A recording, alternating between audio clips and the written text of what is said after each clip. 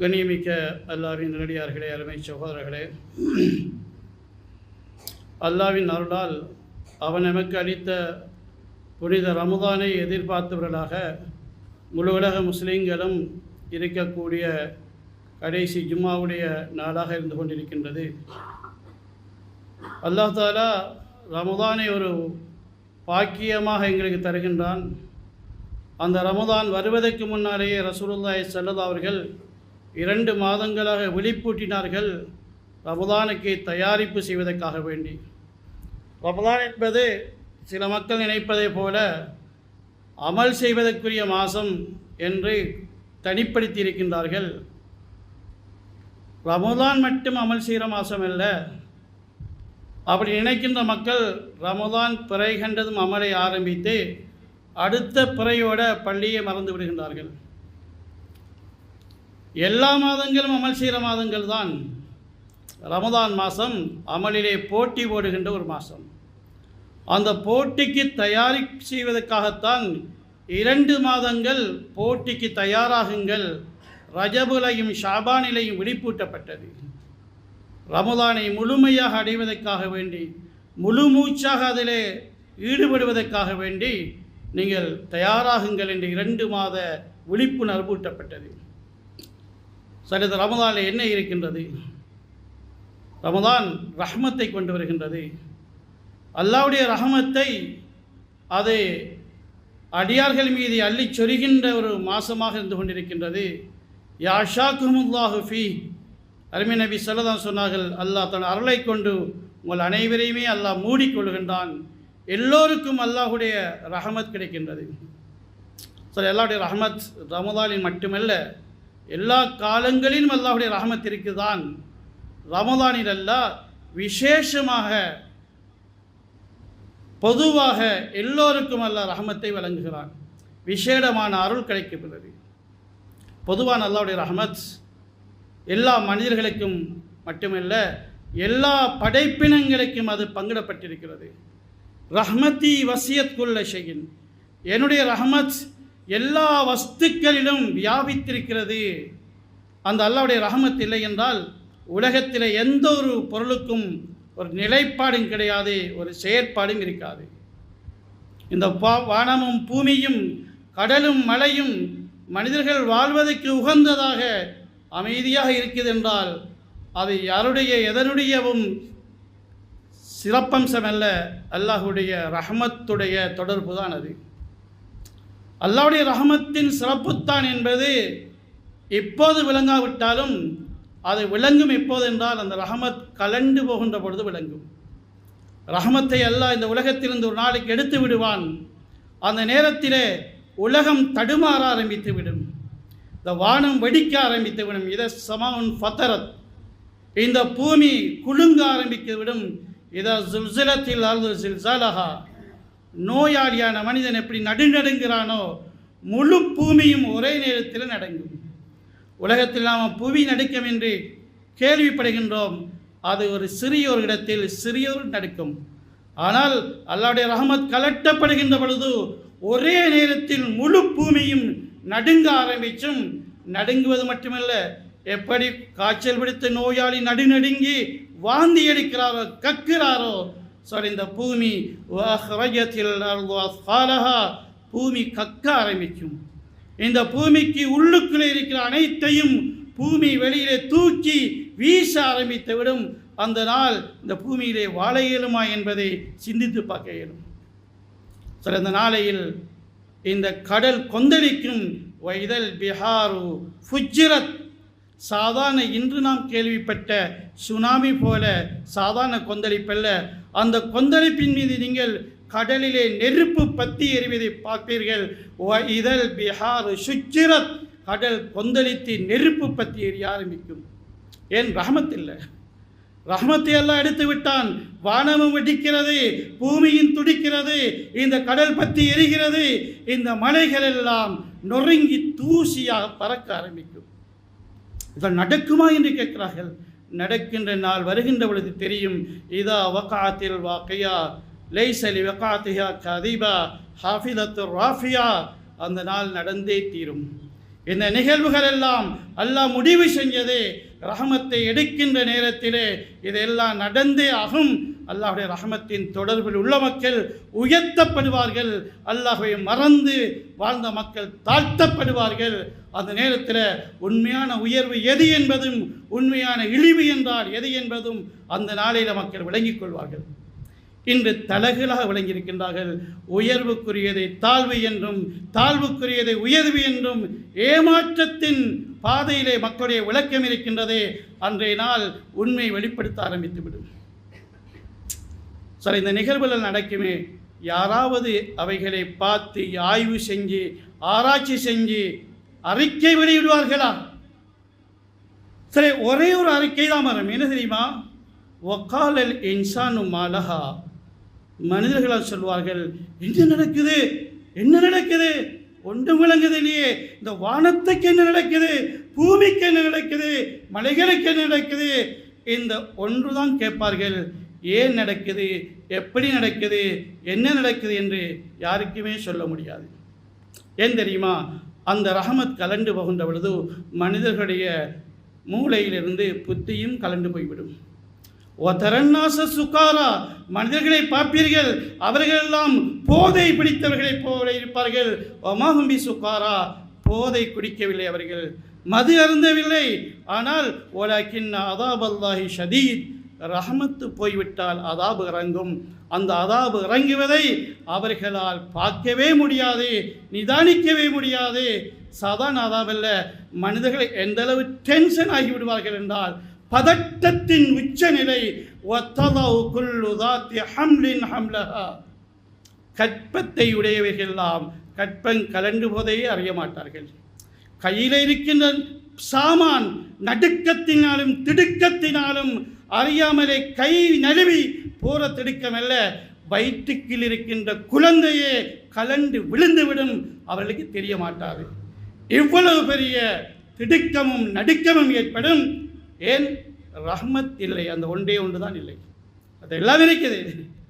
வாழுவோம் வாழுவோம் என்று என்னவெல்லாம் நீங்கள் வாழ்க்கையை வளம்படுத்துவதற்காக வேண்டி சேர்த்தீர்களோ இணைத்தீர்களோ அது ஒன்றும் குறையல்ல, எல்லாம் இருந்தது.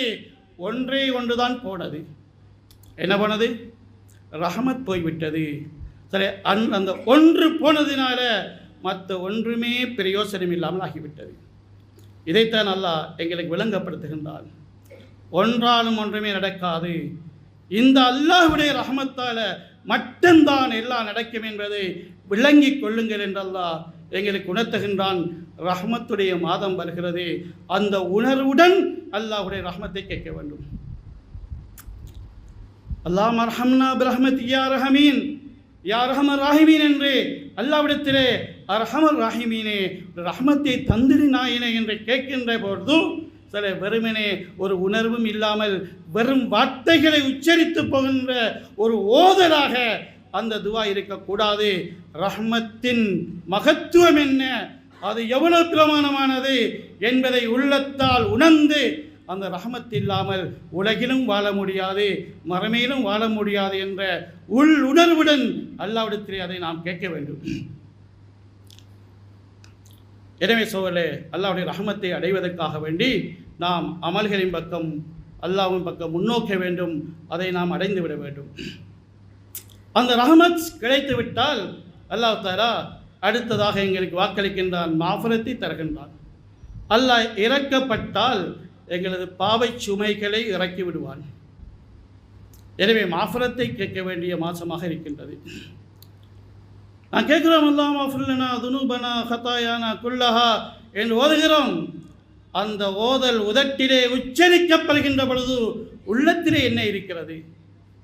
மாஃபரத்தை எவ்வளவு நாங்கள் வேண்டுகின்றோம், எவ்வளவு அது முக்கியம் என்று உணர்கின்றோம். அந்த மாஃபர் தவறிவிட்டால் என்ன நடக்கும்? இதெல்லாம் உணர்ந்து தான் கேட்கிறோமா, அல்லது இந்த காலப்பகுதியில் இப்படியும் ஒரு துவா ஒன்று இருக்குது, ஒதிட்டு போவோம் என்று சும்மா ஓதுகின்றோமா? சரி, மாஃபரத் என்பது பயந்து பாதுகாப்பு கேட்கின்ற முறை.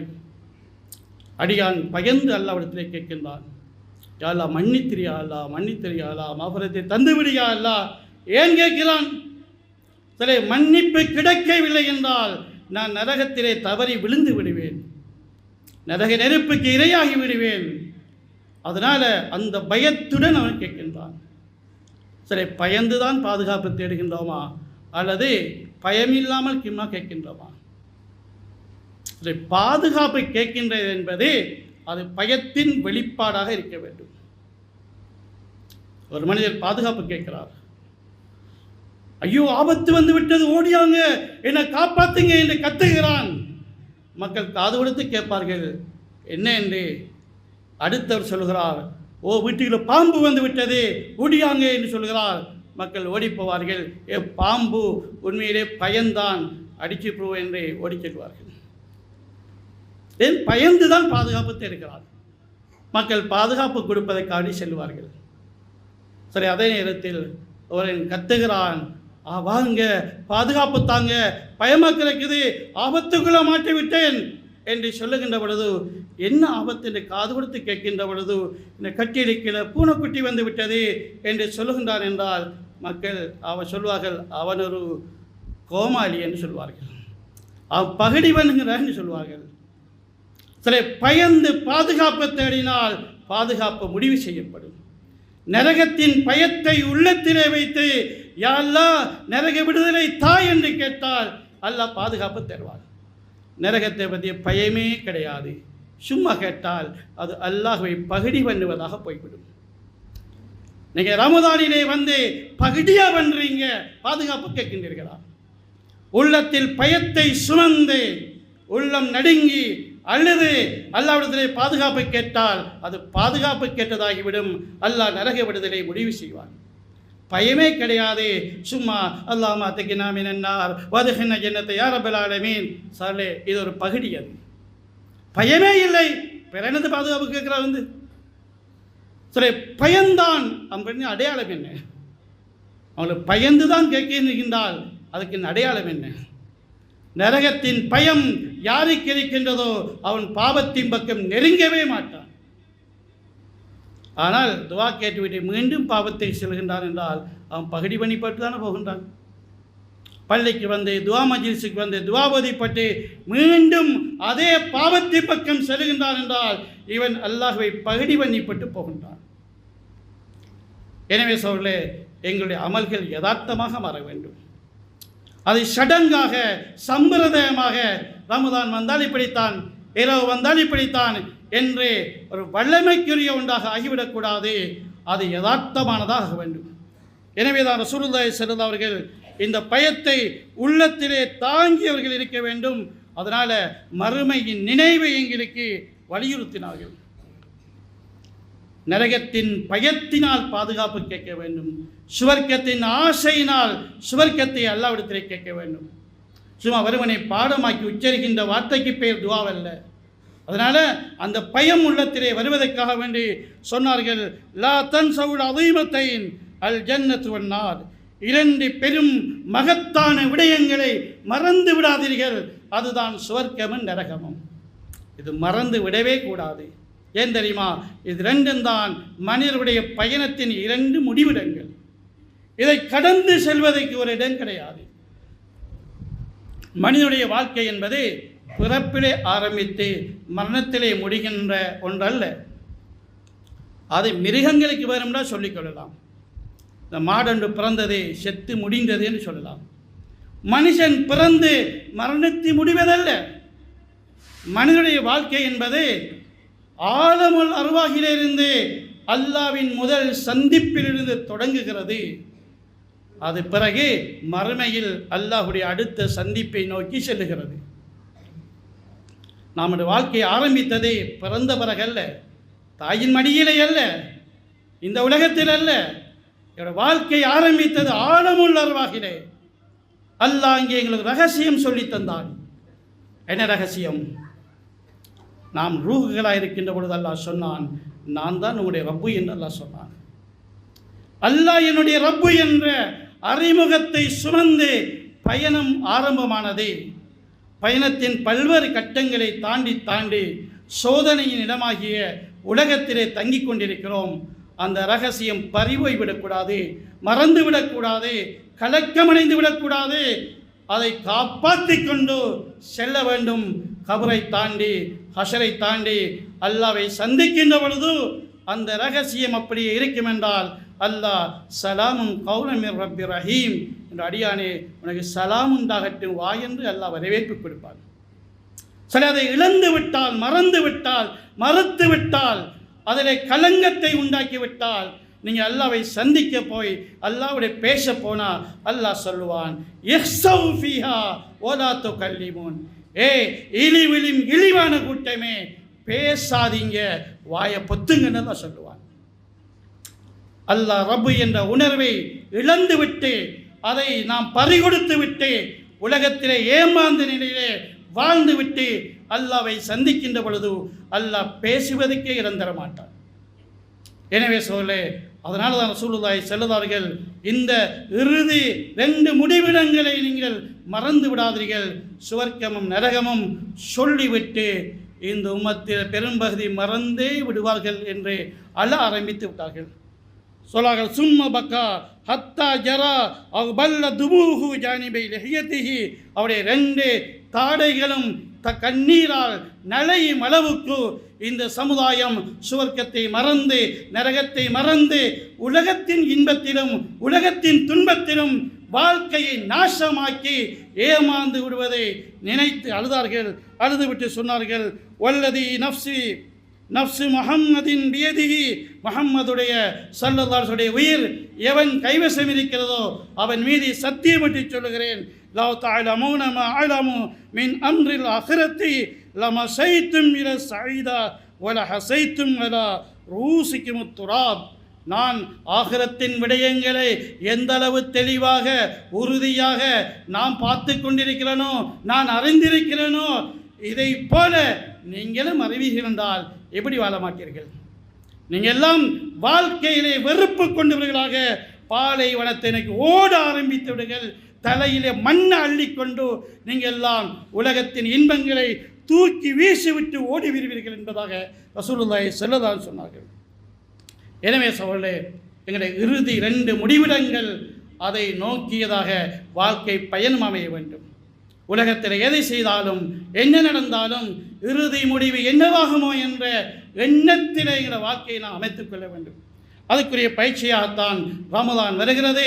பயிற்சி காலம் எப்படி இருக்க வேண்டும் என்றால், தபரானியிலே வரக்கூடிய ஹதீஸிலே ஸல்லல்லாஹு அலைஹி வஸல்லம் நினைவூட்டுகிறார்கள், உத்லுபுல் ஜன்னத ஜுஹதக்கும் வஹரபு மினன் நாரி ஜுஹதக்கும். உடைய முழு மூச்சாக சுவர்க்கத்தை தேடுங்கள், முழு மூச்சையாக நரகத்தை விட்டு பாதுகாப்பு தேடுங்கள். ஃபைனல் ஜன்னத்தை லாயனாபு தாலிபுகா வைனன் நார லாயனாம ஹாரிபுகா. அந்த சுவர்க்கத்தை முழு மூச்சாக தேடுகிற மனுஷன் இருக்கிறானே, தூக்கத்திலே நேரத்தை கழிக்க மாட்டான். அந்த நரகத்தை விட்டும் பயந்து பாதுகாப்பு தேடி ஓடுகிற மனுஷன் இருக்கிறானே, அவனுக்கு தூக்கம் வராது, தூக்கத்திலே மூழ்க மாட்டான் என்பதாக கூறினார்கள். எனவே சிலே தூக்கத்தை துறந்து அதிகமான நேரங்கள் விழித்து ஏதுமான அளவு நரகத்தை விட்டு பாதுகாப்பு தருகின்ற அமல்களிலும் சுவர்க்கத்தின் பக்கம் விரைகின்ற அமல்களிலும் எங்களை நாம் ஈடுபடுத்துவதற்கு உறுதிப்பாடு எடுப்போமாக. வல்லநாயன் அல்லாஹு தஆலா வருகின்ற இந்த ரமதானிலே முழு மூச்சாக சுவர்க்கம் அடைய வேண்டும், நரகத்தில் தப்ப வேண்டும் என்ற உள்ளுணர்வுடன் ஒவ்வொரு இபாதத்திலும் ஈடுபடக்கூடிய அந்த விளக்கத்தையும் தௌஃபீக்கையும் நெல்லுணர்வையும் நெற்பாக்கியத்தையும் வல்லநாயன் அல்லாஹ் எங்கள் அனைவருக்கும் தந்தல்வானாக. யா அல்லாஹ் எங்களுடைய பாவங்களை மன்னித்தல்வாயாக, எங்களுடைய ஈமானை உறுதிப்பாட்டை தந்தல்வாயாக, மறுமையின் சிந்தனையை உள்ளத்திலே மிகைக்கச் செய்வாயாக, சுவர்க்கத்துடைய ஆசையும் நரகத்துடைய பயத்தையும் எங்களுடைய உள்ளங்களை மிகைக்கச் செய்வாயாக. அதை நோக்கியதாக எங்களுடைய வாழ்க்கையை திருப்புவதற்கு தௌஃபீக் செய்வாயாக. வாஹிர் தஅவானா அல்ஹம்துலில்லாஹி ரப்பில் ஆலமீன்.